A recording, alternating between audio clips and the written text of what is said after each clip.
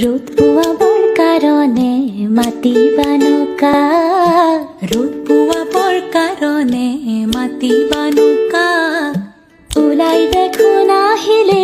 ৰহতৈৰে যা, লগে লগে লৌৰি আহিল সেউতীহঁতৰ মাক, পাহাৰ বগাৰ নামি আহিল ডালিমিৰে যা, শুৱনি কৈ অসমীৰে একতাৰে সূতাবোৰে মুহুৰাতে ললেহি